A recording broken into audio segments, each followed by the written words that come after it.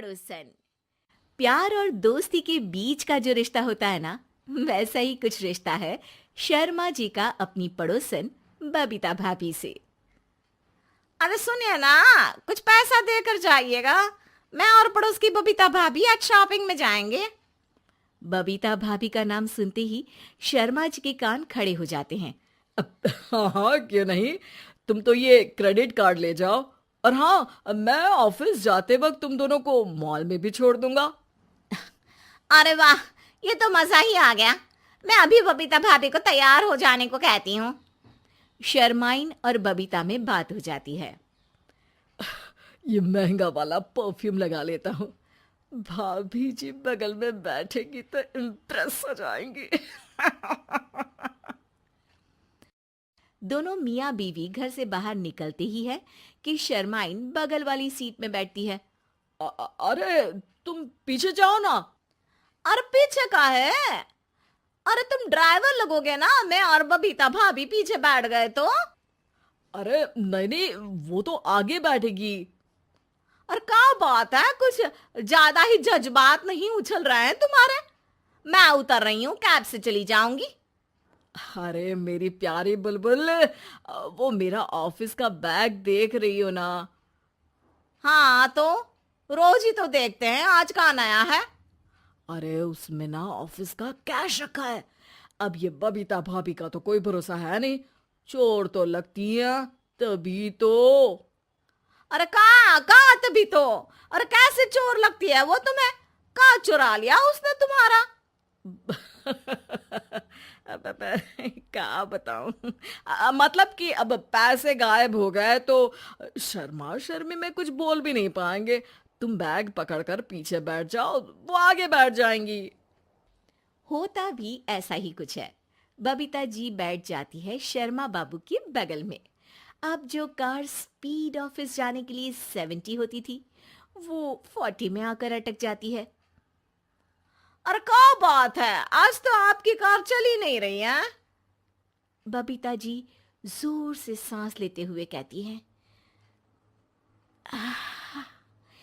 ये कैसी प्यारी सी महक है। अरे लगता है मेरा परफ्यूम है, लेकिन मैंने तो लगाया नहीं। अरे वो लगता है गलती से मैंने। अरे शर्मा जी, लेडीज परफ्यूम। अब जी जी, वो बाजार आ गया। अच्छा, आप लोगों को अगर टाइम लगेगा तो बता देना, मैं आ जाऊंगा लेने। अरे नहीं ना, ठीक है जाओ अब ऑफिस। हाँ वैसे ही लेट हो रहे हो कब से। बाय बाय भाभी जी, अच्छे से शॉपिंग करिएगा। जी बिल्कुल। अगले दिन।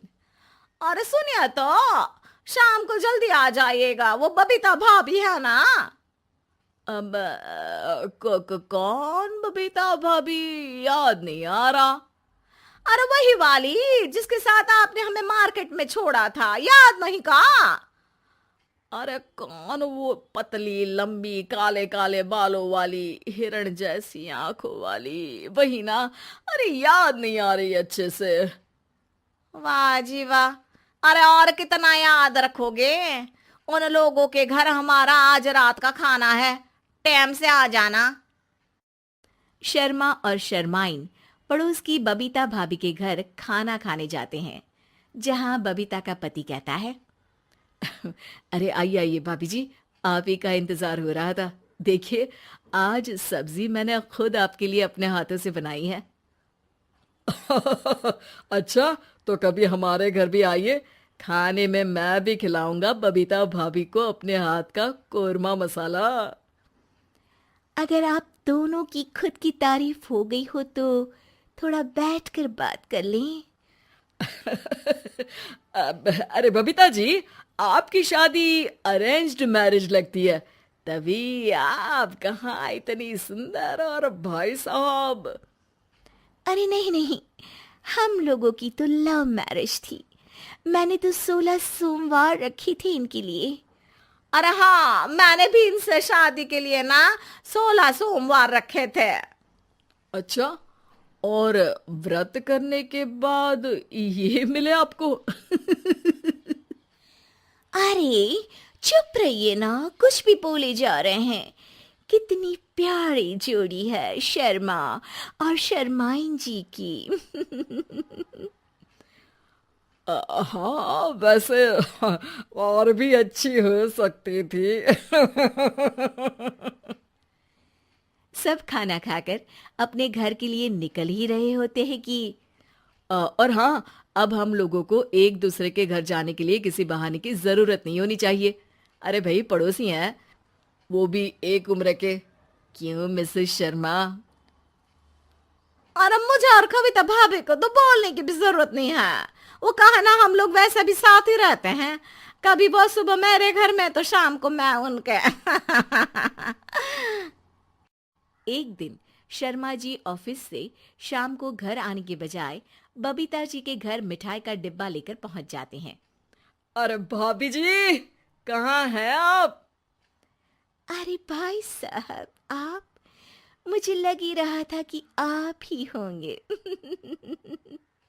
जी भाभी जी, कनेक्शन इसी को तो बोलते हैं।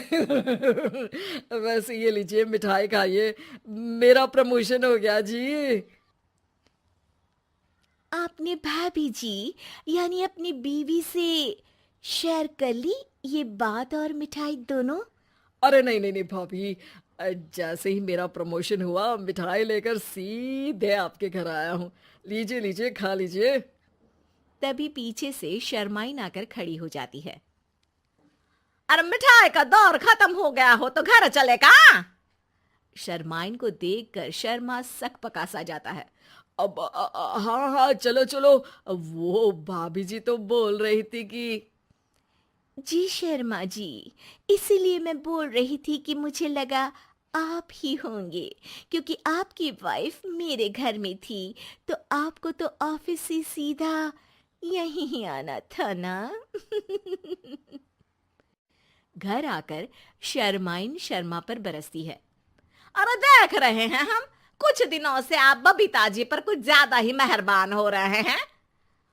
अरे वो तो तुम्हारी सहेली है, तो मैं थोड़ा भाव दे देता हूँ, वरना तो तुम जानती हो, मैं तुम्हारे बिना किसी को देखता तक नहीं हूँ। हाँ हाँ, देख रहे हैं हम कि तुम किसे देखते हो और किसे नहीं।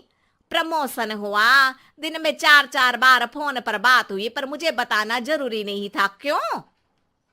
शर्मा देखता है कि दरवाजे में बबीता खड़ी है और सामने बीवी की। तभी हाय हाय रे हाय, मेरे सीने में दर्द आई आई आई आई आई, वो सीना पकड़कर बैठ जाते हैं। अब एक तरफ से बीवी शर्मा जी को पकड़ती है और एक तरफ से बबीता जी। बेचारे शर्मा जी इस बार तो बच गए, लेकिन देखना बाकी है कि आखिर कब तक।